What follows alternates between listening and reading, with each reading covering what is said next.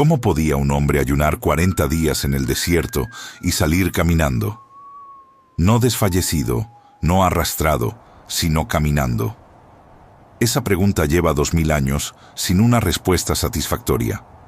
Y la razón es que muy pocos se han tomado el tiempo de entender qué era realmente el ayuno en el mundo de Jesús. No era una práctica espiritual opcional, no era una dieta moderna ni una moda religiosa. Era una tecnología ancestral de transformación que los judíos del primer siglo dominaban desde la infancia, con reglas precisas, horarios establecidos y consecuencias físicas y sociales perfectamente comprendidas. Cuando entendemos eso, los 40 días de Jesús en el desierto dejan de ser un misterio imposible y se convierten en algo mucho más poderoso. Una elección consciente y radical que sacudió los fundamentos del mundo religioso de su época. Para entender el ayuno en tiempos de Jesús, primero hay que entender el cuerpo que ayunaba. En la Palestina del primer siglo, el cuerpo humano ya estaba adaptado a la escasez. No de manera accidental, sino por generaciones de vida en un entorno árido donde la comida nunca estaba garantizada. Las familias judías comunes comían 2 veces al día, y no siempre con abundancia. La primera comida llegaba a media mañana, después de las primeras horas de trabajo. La segunda, al atardecer, cuando el calor cedía y el trabajo terminaba. Entre una y otra pasaban 8 o 9 horas sin ingerir nada. Ese ritmo era normal, no era ayuno, era simplemente la vida cotidiana, lo que significa que el cuerpo de un judío del primer siglo estaba habituado a ciclos prolongados sin alimentación de una manera que el cuerpo moderno ya no experimenta.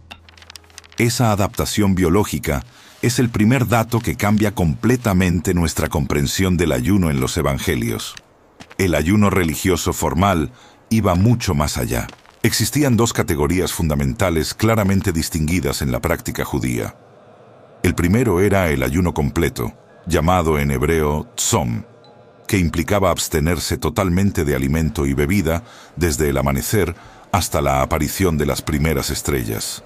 El segundo era el ayuno parcial, menos documentado pero igualmente practicado, donde se eliminaban ciertos alimentos pero no todos. El profeta Daniel, cuya figura era enormemente respetada en el tiempo de Jesús, describe en el capítulo 10 de su libro un ayuno de 3 semanas durante el cual no comió pan agradable, ni carne, ni vino.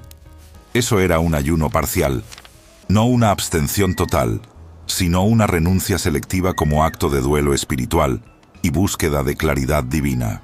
El calendario judío del primer siglo estaba salpicado de ayunos obligatorios que toda la comunidad debía observar. El más importante era el Yom Kippur, el día de la expiación, descrito en Levítico capítulo 16. Era el único ayuno explícitamente ordenado por la Torá y duraba desde la noche del 9º día del 7º mes hasta la noche del 10º. Durante ese tiempo no se comía, no se bebía, no se bañaba, no se usaban sandalias de cuero y no había contacto conyugal. Era una suspensión casi total de las funciones corporales normales, como señal de completa dependencia ante Dios. Jesús observó este ayuno. Era parte de su identidad judía desde la infancia. Su cuerpo conocía esa experiencia antes de entrar al desierto. Además del Yom Kippur, existían otros 4 ayunos conmemorativos establecidos después del exilio babilónico, mencionados en el libro de Zacarías, capítulo 8. Eran días que recordaban las etapas de la destrucción de Jerusalén. El ayuno del 4º mes, el del 5º, el del 7º y el del 10º. Cada uno tenía su historia, su lamento, su razón de ser. Para la comunidad judía del primer siglo, estos días no eran arbitrarios. Eran cicatrices colectivas convertidas en ritual. Y sobre esa base oficial, muchos judíos agregaban ayunos voluntarios adicionales, especialmente los fariseos, que ayunaban 2 veces por semana de manera sistemática. Lucas, capítulo 18, versículo 12, registra la oración del fariseo que dice con orgullo: ayuno 2 veces a la semana. Los días elegidos eran el lunes y el jueves, y la elección no era casual. Según la tradición rabínica, Moisés subió al monte Sinaí un jueves y bajó un lunes. Ayunar esos días era una forma de honrar ese momento de revelación divina. Pero el fariseo, en la parábola de Jesús, no ayunaba en silencio, lo anunciaba. Y esa era exactamente la práctica que Jesús cuestionó de manera directa y sin ambigüedad en el Sermón del Monte.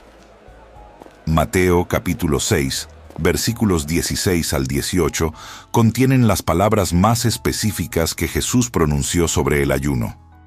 Y son reveladoras no solo por lo que prohíben, sino por lo que asumen. Jesús dice, cuando ayunéis. No dice si ayunáis. El verbo está en forma que implica una práctica regular, esperada, establecida. Asume que sus discípulos ayunarán. Luego describe con precisión el comportamiento que critica. Los hipócritas desfiguran sus rostros para que los hombres vean que están ayunando. La palabra griega usada para desfigurar es afanisousin, que literalmente significa hacer desaparecer, ocultar, pero en este contexto describe el acto de descuidar deliberadamente la apariencia, dejar crecer la barba sin arreglar, cubrir el rostro con ceniza, caminar encorvado con expresión de sufrimiento.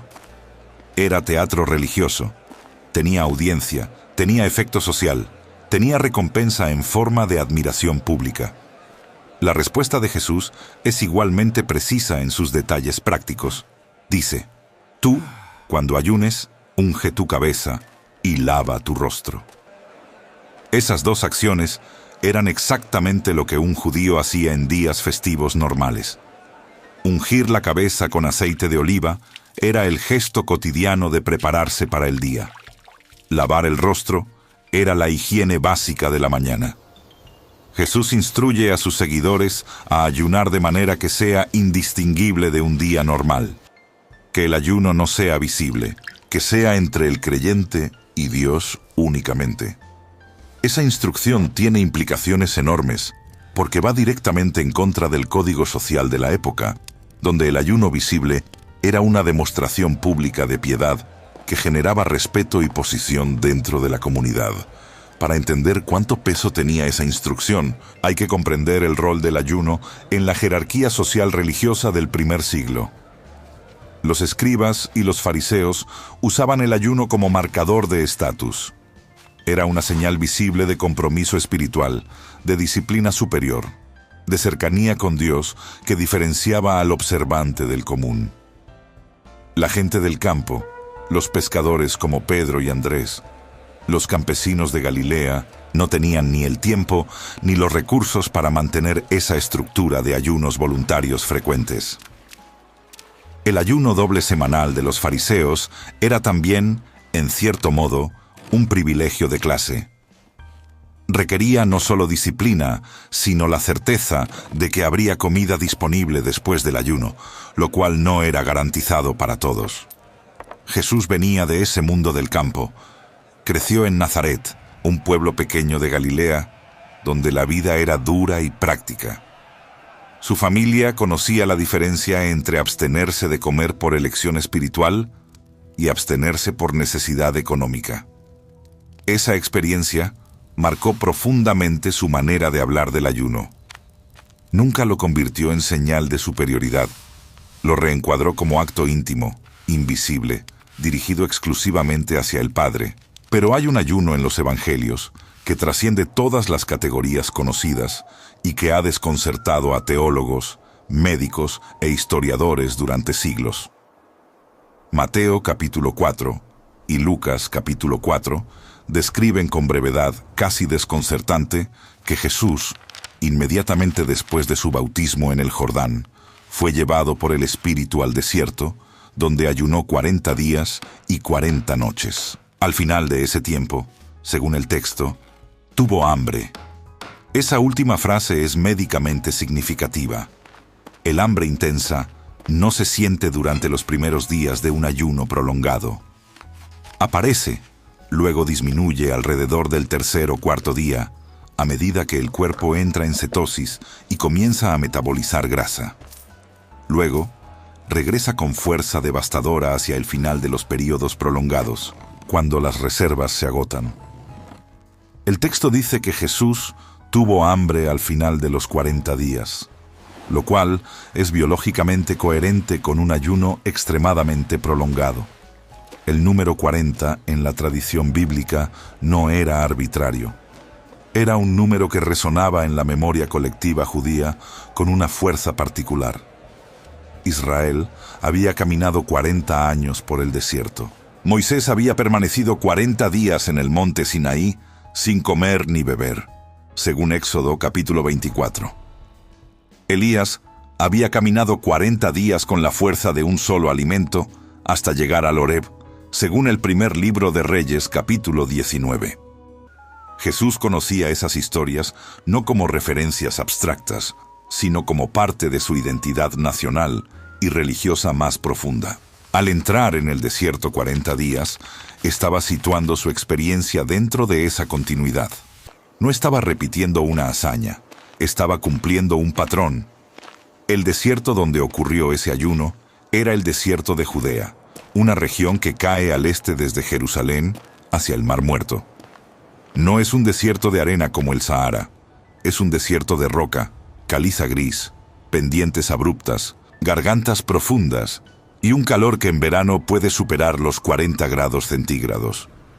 Durante la noche, la temperatura desciende dramáticamente. No hay sombra natural suficiente. No hay fuentes de agua visibles, excepto para quien sabe exactamente dónde buscar. Era un entorno de privación extrema. Y Jesús no llevó provisiones. El texto es claro: ayunó. No comió durante ese periodo. Lo que el texto no detalla, pero que la arqueología y la antropología del primer siglo nos permiten reconstruir, es cómo el cuerpo de un hombre joven y sano, adaptado desde la infancia a ciclos de escasez, podría atravesar esa experiencia. Las investigaciones modernas sobre ayuno prolongado han confirmado que el cuerpo humano puede sobrevivir sin alimento durante periodos de 30 a 40 días si mantiene hidratación adecuada. El agua era el factor crítico. El desierto de Judea tenía cisternas excavadas en la roca desde tiempos antiguos, algunas invisibles para el ojo no entrenado, pero conocidas por quienes habitaban o frecuentaban esa región. La comunidad de Qumrán, ubicada en el extremo norte del Mar Muerto, había vivido en ese entorno durante generaciones y conocía esos recursos. Jesús, que según Lucas capítulo 4 fue al desierto en el espíritu, no fue al desierto sin ningún conocimiento del terreno. La tradición judía entendía el ayuno como una práctica que tenía efectos sobre el alma, pero también sobre el cuerpo de maneras muy específicas. El Talmud, compilado siglos después, pero que recoge tradiciones mucho más antiguas, describe con detalle los estados que atraviesa quien ayuna prolongadamente. El primer estado era el hambre aguda de los primeros 2 días, acompañada de debilidad y dificultad para concentrarse. El segundo estado, que llegaba alrededor del tercer o cuarto día, era descrito como un estado de claridad inusual, donde la mente se despejaba y la percepción espiritual se agudizaba. Los rabinos no describían esto como ilusión, sino como efecto real del ayuno sobre la capacidad de recepción espiritual. El tercer estado, en ayunos muy prolongados, era una especie de quietud profunda, donde el cuerpo reducía sus demandas y la persona podía permanecer en contemplación sostenida durante horas. Fue en ese tercer estado donde Jesús fue tentado. Lucas capítulo 4 describe las 3 tentaciones con una economía narrativa notable. El tentador dice: «Di a esta piedra que se convierta en pan». La respuesta de Jesús viene del Deuteronomio capítulo 8, versículo 3. No solo de pan vive el hombre. Pero hay algo más en ese pasaje del Deuteronomio que raramente se cita completo. El texto original dice: «Te humilló y te hizo sentir hambre, y te sustentó con maná que no conocían tus padres, para hacerte saber que no solo de pan vive el hombre, sino de todo lo que sale de la boca del Señor. El ayuno en el desierto no era solo abstención. Era la recreación consciente de la experiencia de Israel en el desierto, donde la dependencia de Dios era total y la provisión venía de fuentes no naturales. Los discípulos de Jesús también ayunaban, pero con una particularidad que generó tensión pública. Marcos capítulo 2, versículo 18, registra una confrontación directa. Los discípulos de Juan el Bautista y los de los fariseos ayunaban regularmente. Alguien se acercó a Jesús y le preguntó con tono de acusación implícita: ¿por qué los discípulos de Juan y los de los fariseos ayunan, pero tus discípulos no ayunan? Era una pregunta sobre credenciales religiosas. El ayuno era señal de seriedad espiritual. Los que no ayunaban eran sospechosos de frivolidad, de falta de compromiso. La respuesta de Jesús fue una metáfora de boda. ¿Pueden los que están de bodas ayunar mientras el novio está con ellos? Luego añadió: vendrán días cuando el novio les será quitado, y entonces ayunarán en aquellos días. Esa afirmación es fundamental. Jesús no abolió el ayuno, prometió que habría un tiempo para él, y la iglesia primitiva lo entendió así. El libro de los Hechos y las cartas de Pablo muestran a los primeros creyentes ayunando en momentos decisivos. Hechos capítulo 13, versículos 2 y 3, describe cómo la comunidad de Antioquía estaba ayunando y ministrando al Señor cuando el Espíritu Santo separó a Bernabé y a Saulo para su primera misión. No era un ayuno de crisis, era un ayuno de búsqueda, de disponibilidad espiritual, de apertura a la dirección divina. Luego de recibir esa instrucción, ayunaron de nuevo antes de imponer las manos y enviarlos. El ayuno enmarcaba los momentos más importantes de la vida comunitaria. En Hechos capítulo 14, versículo 23, Pablo y Bernabé ayunan mientras oran por los ancianos que están nombrando en las nuevas iglesias. Era un acto de humildad ante la responsabilidad de esa decisión. Pablo mismo describe en 2 de Corintios capítulo 11 sus experiencias de ayuno dentro de una lista de sufrimientos por el Evangelio. Menciona con precisión: en hambre y sed, en muchos ayunos. La distinción entre hambre y ayuno es significativa. El hambre era involuntaria, consecuencia de las condiciones extremas del ministerio itinerante.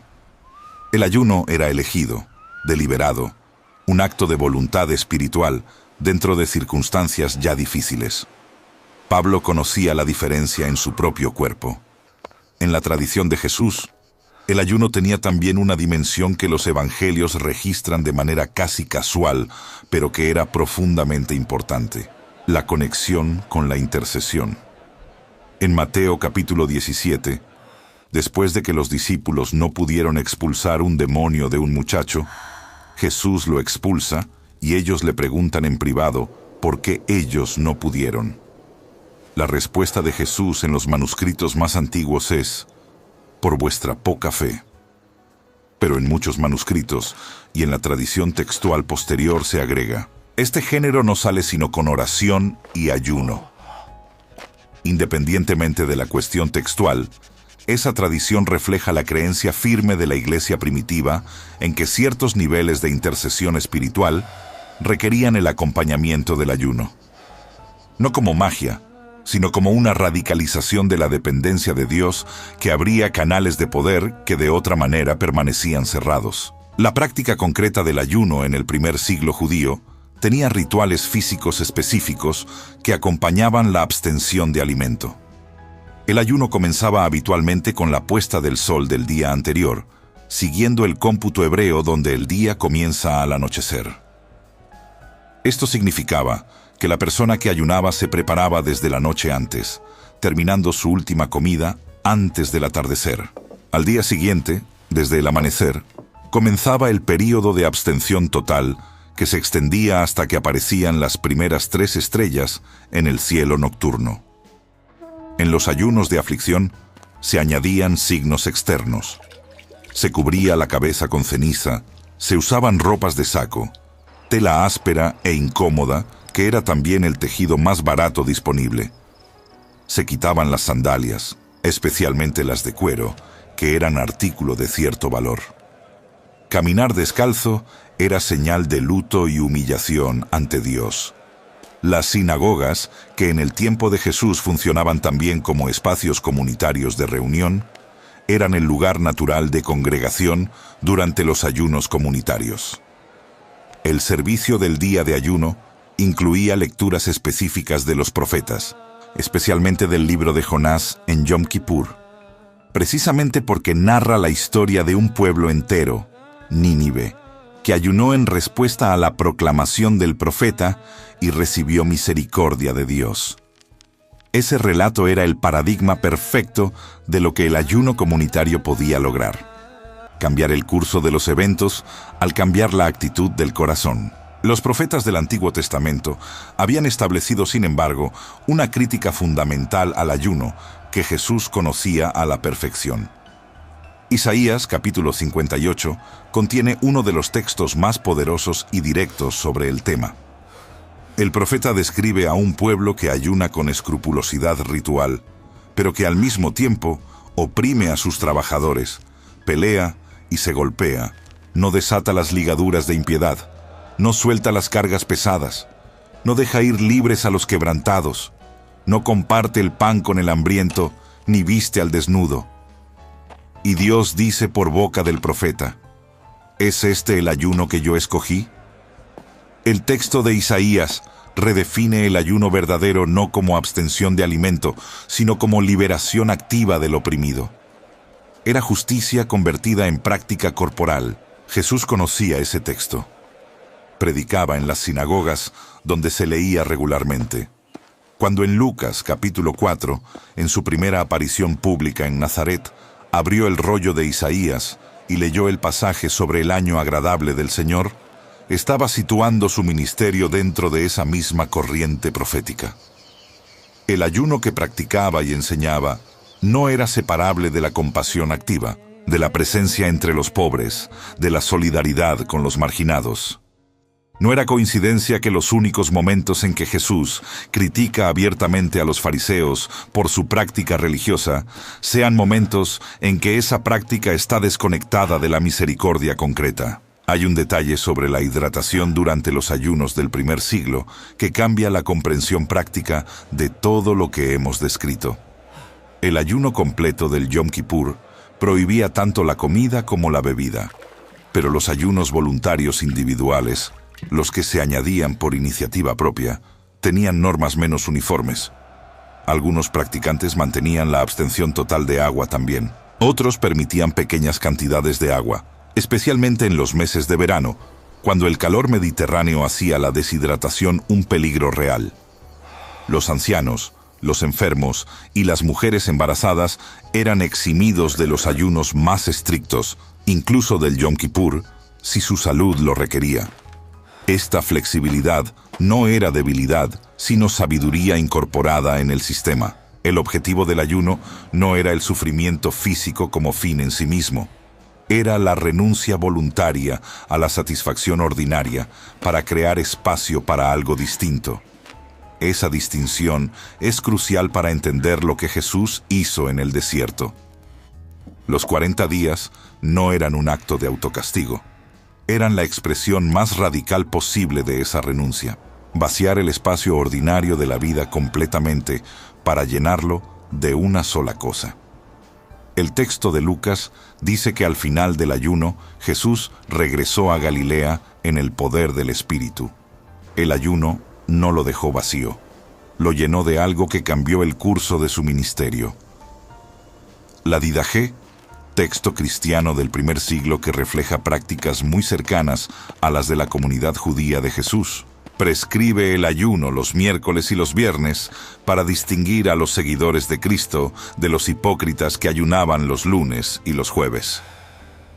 Era una reorientación del mismo calendario, no una abolición de la práctica. Los creyentes seguían ayunando, pero en días distintos, y según las instrucciones de Jesús, con actitud distinta. La forma cambiaba, la función permanecía. El ayuno en el mundo de Jesús no era tampoco una práctica exclusivamente individual. Había momentos de crisis nacional donde el ayuno era convocado como respuesta colectiva.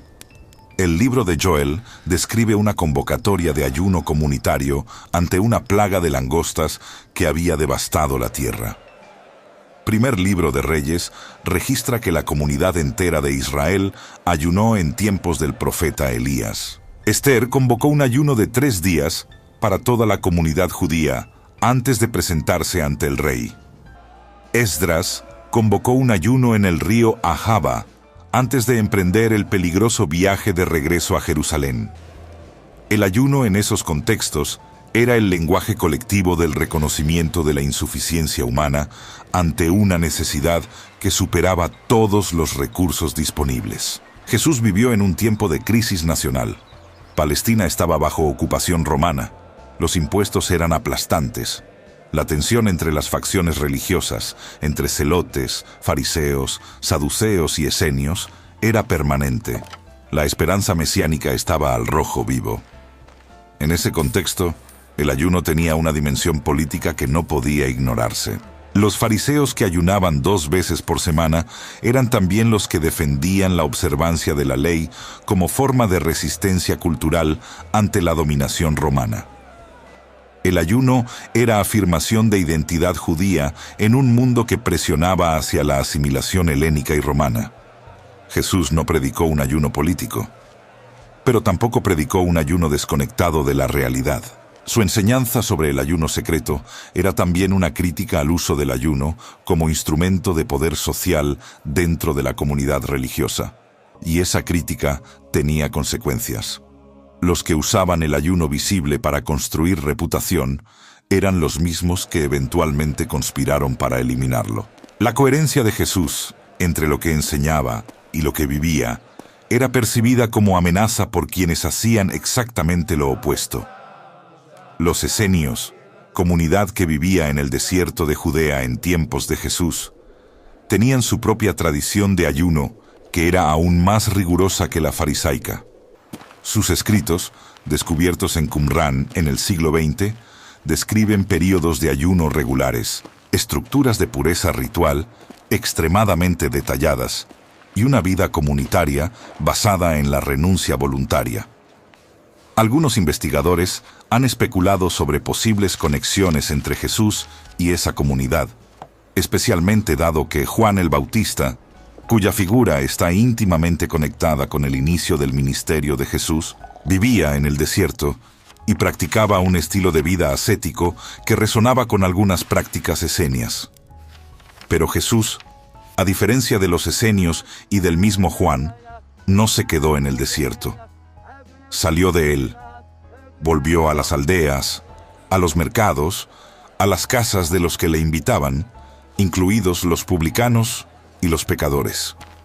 Su ayuno era la preparación para la presencia, no el sustituto de ella. Cuando Jesús dijo en el Sermón del Monte que el Padre que ve en lo secreto recompensaría el ayuno hecho en secreto, estaba articulando una teología del ayuno que era revolucionaria en su sencillez. La recompensa no era pública, la audiencia no era humana, el efecto no era reputacional. Era una transacción entre el alma humana y Dios, invisible para el mundo, pero real, con una realidad que las recompensas visibles no podían igualar. Esa enseñanza transformó el ayuno de instrumento social en práctica íntima, y al hacerlo, lo devolvió a su función original. El reconocimiento corporal de que la vida humana depende de algo más que el alimento que se puede ver, tocar, preparar y consumir. Al comprender cómo era el ayuno en el tiempo de Jesús, no estamos solo estudiando historia religiosa. Estamos entrando en el espacio donde se formó la espiritualidad más influyente de la historia humana. Un espacio de silencio, de hambre voluntaria, de claridad que solo llega cuando se hace a un lado lo que habitualmente llena el tiempo y los sentidos. El hombre que salió del desierto después de 40 días no era el mismo que había entrado. El ayuno no lo había debilitado, lo había preparado. Y lo que vino después, las palabras, los milagros, la compasión, la confrontación con el poder, nació en gran parte de lo que ocurrió en ese silencio hambriento bajo el sol de Judea, donde no había pan, no había audiencia, no había recompensa visible, solo la presencia del Padre y la decisión de un hombre de no vivir de otra cosa.